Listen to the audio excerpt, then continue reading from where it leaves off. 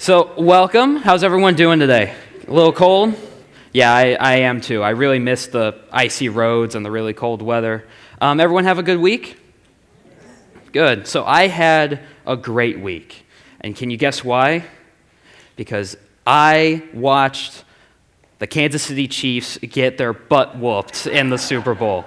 So last week, oh yeah, you weren't here last week, were you? So I was sitting over there and Steve asked, hey, who's everyone rooting for the Super Bowl? And I raised my hand and clapped when he mentioned the Eagles, and I was the only one. Not a single person. Everyone I was with looked at me and said, I am so embarrassed to be sitting right next to you. Well, guess who's laughing now? Because that was awful. I watched one team play one game. Sorry, I'm done. All right, so now that everyone's mad at me, today we're finishing our series on how to prepare your life for a reset. So ever since the beginning of the year, Steve's been going through this series because he calls the new year the ultimate Monday. Can we agree on that? That makes sense? So, we all need a reset. The whole point of this series was this: to look to God to find where we need a reset in our lives. And when he said that really struck me. And when we were talking about, what I would be preaching on the next time I did, I said, I think the main thing that I need a reset on is how I'm, using my time. So last year, a lot of really cool things happened. I got to preach up here a couple times. A lot of great things happened in our young adult group that I will always love those guys. But there was also a lot of stuff I did, a lot of time I did that I just wasted. I could have spent it, growing closer to the Lord. I could have been building friendships, or I could have been just spending more time and getting better at personal training or, leading Bible studies with the young adults. And I felt like I wasted a lot of time. So my message for you today is honoring God with your time. So last year, the young adults, speaking of them, we went through the book of Ephesians. And towards the end of the book, Paul says something that stuck out to me more than anything else in the book. Melissa brought up the book of Ephesians earlier, so I thought that was actually pretty cool. So let's read this verse together. This is Ephesians. These are verses 5:15 through 16. Let's read them together. Look carefully then how you walk, not as unwise, but as wise, making the best use of the time, because the days are evil. So here's what he's saying here. If you are taking notes, I want you to underline the part, because the days are evil. So here's what this means. So when Paul wrote the book of Ephesians, this is a letter to a group of people, a church that he helped plant, right? So when he wrote this book, he's writing it from a prison cell. When he says the days are evil, he's talking about the days that they live in are rampant in sin. So at the time, the gospel was just starting to take off, and everyone who wasn't spreading the gospel was trying to kill the gospel. Are you with me? So Paul refers to these days, he kind of calls back to the days of Noah. Noah lived a holy, God-filled life in a time that was rampant in sin, and this is the same idea applies to us today because the world we live in is rampant in sin. Can I get an amen on that? Amen. Exactly. So what he's doing here, he's encouraging believers to spend their lives intentionally living holy lives that honor the Lord. So in this next 30 minutes, I want us to kind of go over some self-evaluation of how we spend our time. Are you with me? You ready? All right. So my first question to you is, how much of our time are we spending honoring the Lord? And my second question is, what is something you invested time into in 2024 that honored the Lord? So for me, I want to ask a few people what they thought. For me, this question, the answer that popped right in the top of my head is everything that happened with the young adults, like I was talking about earlier. Now, that group definitely had its moments, I'll tell you that, but there were definitely some frustrating times, some very scary times where I didn't know where we were going to go. There were even some heartbreaking times in that. But out of everything that happened last year, there is nothing that I spent more time in being more fulfilled than with that group, and the friendships that I made from those people, I love all of them, really, and it was the highlight of my year. So I want you to think, what is something you invested time into in 2024 that honored God? What is that for you? What the young adults is for me, what is that for you? And my second question is, what is something you invested time into in 2024 that didn't honor God? What is something you invested time into last year that didn't honor God? Now, for some of you, you might have had something pop up right in your head just then. Others, we might have to think about it. I asked one of the young adults in my group this question. I asked a few of them, actually, and the most common answer was they spent too much time on their phone. But they didn't just word it like that. They said, I spent too much time addicted. I'm addicted to my screen. I constantly waste time opening up Instagram, Facebook, or just, scrolling. Let me know if you guys, if this is just me, but there will be times where I have like a break in work and I'll be scrolling on my phone and I think to myself, I don't remember actually even picking up my phone. There was a time, actually this happened multiple times, where I work with Steve, by the way, for those of you who don't know. I'm a personal trainer with him, and I'd been waiting for a client to show up, and they missed their time. And then they text me or call me and say, I am so sorry. I was scrolling on my phone and didn't realize how much time had passed. So I looked up a statistic. So what I do here is I lead the young adults, so I thought I'd kind of go into that a little bit.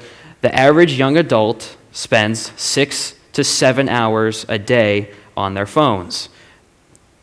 The average person spends 8 hours a day working and 8 hours a night sleeping. So almost 8 hours of the rest of their time is spent on their phones. Now, that's not everyone. I watched a pastor talk about this subject a few weeks ago, and he said, yeah, it's not uncommon for me to sit down and waste 20 minutes on my phone. I'm thinking, you think you got it bad. You should see how I am and what the other people I know have. I have a friend who constantly had a point where she was just constantly posting on Instagram, and I was thinking, man, she's on Instagram all the time. And then I had a moment of self-reflection where I realized, wait a minute, so am I, because I'm seeing everything she's posting. So I could talk about social media, and like me and Steve have very similar views on this. I know he brings this up a lot too. I could talk about this all day. I'm not going to, because we need to move on, because this stuff might not seem like a big deal, but it is. So looking at time, I want us to really think about how we can intentionally spend our time honoring the Lord. So I want to look at like what the average life usually is structured with. So this is just a rough estimate. It's not really, 100%, but this is how we spend our time. We spend a third of our time sleeping, or at least trying to sleep, right? It'd be great if we actually got a full third of our life sleeping, but not all of us do, but a lot of it is spent trying. Are you with me? All right. Another third is spent with our own personal time, and how we just looked at it. If you're spending your personal time wasting away on your phone or doing something else that adds nothing to your life, that's wasted too. That's not honoring the Lord. We spend another third, the other third, the final third of our life working. So why am I telling you guys this? I'm telling you guys because what I really want to drive in today is we need to pursue being intentional with how we spend our time. The word being intentional, I've heard it a lot more, and I kind of cringe when I hear it. It's kind of like one of those Christian buzzwords that I feel like young people, like young Christians, use to sound smart, which is what I'm doing right now. But so I kind of cringe, but it does have a good meaning behind it. So I want us to look right here. This is Colossians 3:23 through 24, and let's read this together. Whatever you do, work heartily for the Lord, not for men, knowing that from the Lord you will receive the inheritance as your reward. You are serving the Lord Christ. So everything we do, whether it be working, our personal time, or even our sleep, we need to do it to honor the Lord. If you're taking notes, I want you to underline, you are serving the Lord. So the rest of the scripture we're going to be going through today is a parable in the book of Matthew. So this is a very important discussion, that Jesus is having with his disciples. What happened is they started asking him about when he is going to come back and when the end of time is going to happen. And instead of just giving them a straight answer, he responds in multiple different parables to help them prepare. And the parable we're going to be looking at is going to be called the parable of the talents. This is one of my favorite sections of the Bible. A few months ago, actually, I led multiple different Bible studies. I led the young adults through this, and I led the Smile class through this. And when this topic came up, I knew I have to go into the parable of the talents because I really like it. So the point of this parable for Jesus' return is to highlight the importance of being prepared and faithful with what God has given us, whether that be gifts, treasures, or even time. So let's look at it. This is Matthew 25, 14 through 18. Let's read it together. For it will be like a man going on a journey who called his servants and entrusted to them his property. To one he gave 5 talents, to another 2, to another 1, to each according to his ability. Then he went away. He who had received the 5 talents went at once and traded with them, and he made 5 talents more. So also he who had the 2 talents made 2 talents more. But he who had received the 1 talent went and dug in the ground and hid his master's money. Good job. So in this story, I'm just going to recap it a little bit. The story that Jesus is telling right here is that a very wealthy man is leaving on a trip. He has 3 servants, and he leaves them with something called talents. So you're probably wondering what exactly is a talent. So a talent at the time referred to basically like a weight measurement of precious metals. Some scholars even think that 1 talent could have been worth as much as 20 years of common labor at the time. So very valuable collections that he's leaving them with. Basically, to make it a little simpler, it's like he's leaving them with a pound of gold, pretty much. So he gives one man 5 talents. He gives another man 2 talents. And he gives another man 1 talent, right? So he leaves them so each of them can use these talents to make a profit to give to the master when he comes back. The master's gone for a amount of time, and it doesn't say how long he's gone for. He just says he's gone for a long time. So the 2 servants, one who got 5 and the other who got 2, each used those talents to double their profit. The one who had 5 ended up with a total of 10, and the one who had 2 ended up with a total of 4. Are you with me? The third servant didn't do anything with the talent. He got scared, supposedly, and went and buried the talent. Now, the first time I heard the story, I thought, well, yeah, but the other guy got 5 talents. This guy only got 1 talent. I'd be scared too. I'd be afraid of losing it too. So I'd probably do exactly what he did. Does that make sense? Do you guys agree with me on that? But here's the thing. In verse 15, it says this: to one he gave 5 talents, to another 2, to another 1, to each according to his ability, and then he went away. Again, if you're taking notes, I want you to underline to each according to his ability.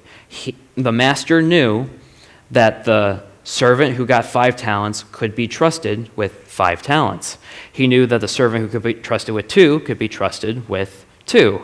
And he knew that the one who could only get 1 couldn't be trusted with any more than 1, and he was exactly right because he didn't do anything with it. So I'm going to read through. We're going to go through another chunk of the text. This is when the master comes back. Now, after a long time, the master of those servants came and settled accounts with them. And he who had received the 5 talents came forward, bringing 5 talents more, saying, Master, you delivered to me 5 talents. Here, I have made 5 talents more. His master said to him, Well done, good and faithful servant.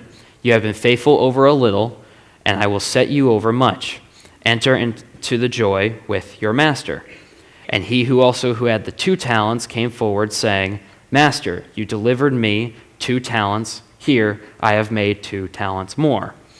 His master said to him, well done, good and faithful servant. You have been faithful over a little, and I will set you over much. Enter into the joy of your master. He also, who had received 1 talent, came forward, saying, Master, I knew you to be a hard man, reaping where you did not sow, and gathering where you scattered no seed. So I was afraid, and I went and hid your talent in the ground. Here you have what is yours. So the third servant admits to the master, hey, I didn't do anything with it.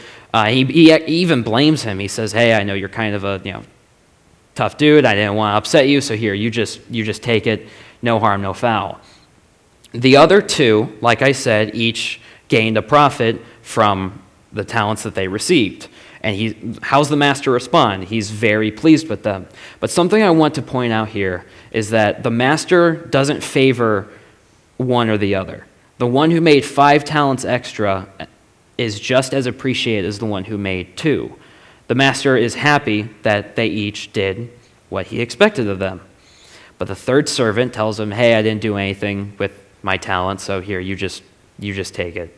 Now, big shocker here. I'm not going to surprise anyone when I say this, but when Jesus is telling this story, he's not actually talking about money. He's not actually talking about these sums of metal. He's talking about gifts. He's using this as a metaphor. The point of this parable is how we need to use the assets, resources, skills, and the time that God has given us. Are you with me? Perfect. So something Steve has been saying a lot recently is every one of us has a gift given to us by God to help serve others and to honor Him. He's been saying that a lot because he just released his new book. How many of you have been reading that? Yeah, I didn't think so. So I have mine just in my backpack. I've been busy. So he's been saying that his gift, he knows, is the 15-minute workout. Now, I've worked with Steve for a couple years. For me, 3 years is a long time, okay? And so I've worked with him a while. I know that is true. His gift is the 15-minute workout. With me, and tell me if you guys relate to this, I don't know what my gift is, but I know it when I see it. I can't really put it into a sentence like Steve can or like Jen can, but I know my gift when I see it. So I want you guys to think about this. Sorry, skipped over something. Let's go into 1 Peter. This is 1 Peter 4:10. Let's read it together.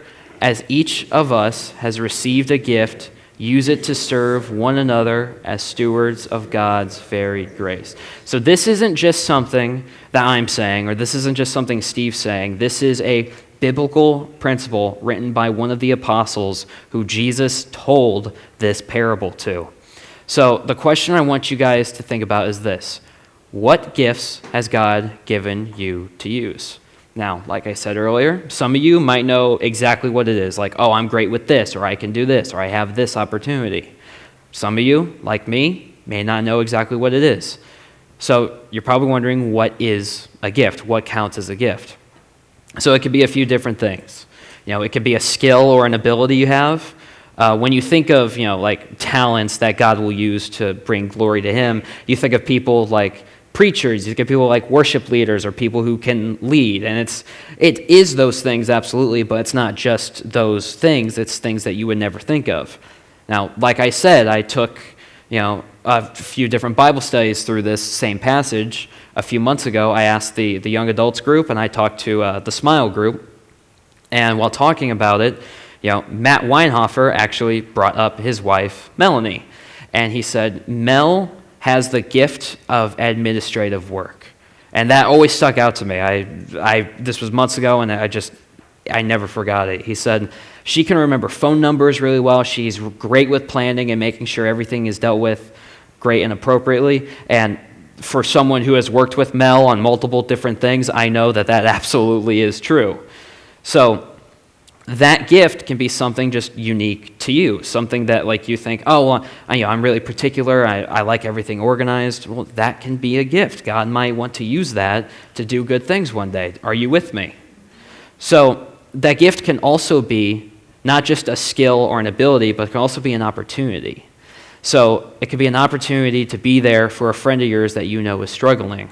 It could be an opportunity to talk to a coworker or maybe a family member that needs to know about Jesus. It might be the opportunity like, I know this person, they're struggling. I have the gift of the Holy Spirit living inside me. I am a child of God. I need to speak to this person. Does that all that kind of make sense? So I have a testimony that deals with this whole kind of situation. Now, we wanted this testimony to be up on the video screen, but timing and everything, it just didn't work out well. But I promise you guys, one day you will hear this. It's a testimony from a good friend of mine, and he has a great story. I'm only going to tell you about 5% of it, and it's going to be from my perspective, but I really do look forward to you guys hearing this. So, around a year ago, just under a year ago, Steve told me we had a new client. Now, no offense if you work out at my gym, but we advertise for the 40 and up crowd. I am not 40 and up. Most of my clients are older than me, which isn't saying much because I'm like 12 years old, but most of my clients are older than me. So he told me, hey, we got a guy coming in. He's younger. He's in his 20s. I got excited. I was like, all right, good. Because, you can, throw weights harder at someone who's in their 20s because I know what it's like. I'm sorry? So, I know what that's like because I am in my 20s. I love training the older people, by the way. I want that to be said. I love you guys just as much. It's just a nice change of pace. So anyway, he comes to my gym, and we just get talking. I train him over a span a few times. We get talking, and usually when I meet someone new, I don't like to stir up waters very much, so I don't really give my opinions on a lot of different things very frequently.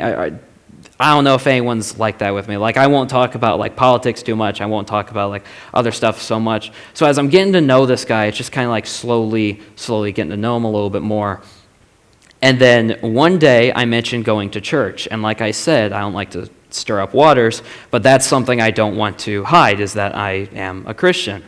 And when I had mentioned this to him, he said, oh, you go to church? What church you go to? I said, I go to Grace East down 111. I said, I don't know if you knew this, but Steve's actually the pastor of that church. He said, I didn't know that, actually. It turns out he had been looking for a church. He had been at a time where he really wanted to grow closer to God, reconnect, and he had been looking for a church and a church family to spend time with.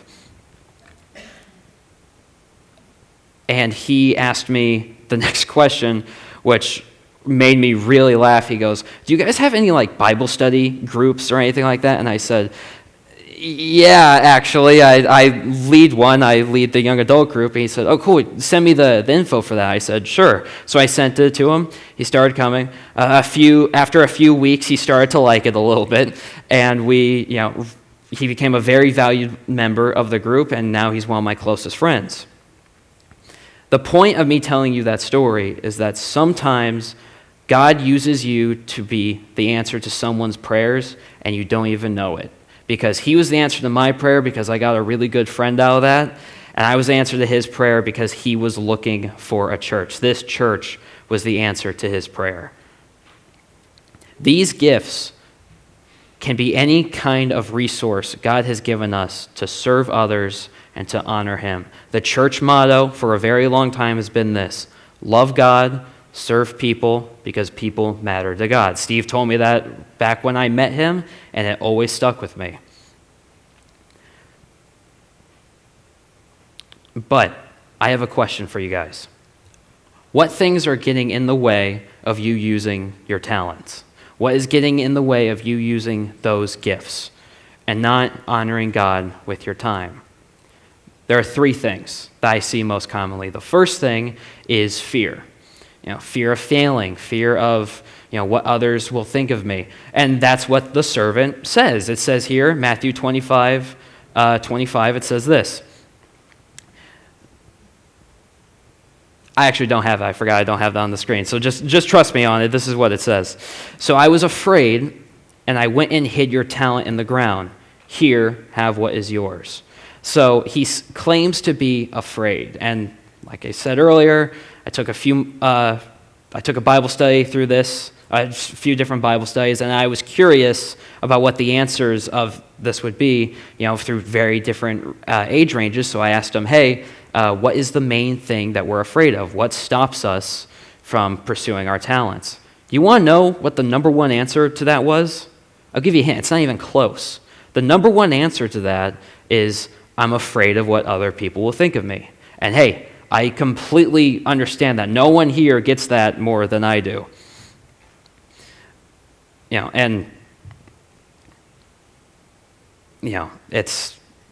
understand. When I was a kid, I did this thing that drove my parents absolutely insane. Now, I have great parents. They took care of me very well. I think they did a good job with me, and they were very patient. But something I did that absolutely drove them insane is that I would get homework on Friday and sit on it all the way up until about 8 o'clock on Sunday night, when my dad had to be at work at 4:30 in the morning the next day.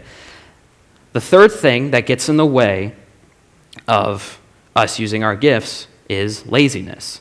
And that's really what the servant ended up doing. Because I saw myself in the servant when I remembered that story of me when I was a kid, just delaying work until the very last minute. Now, some people work better under pressure. I am not one of those people, at least I don't think I am. But laziness gets in the way.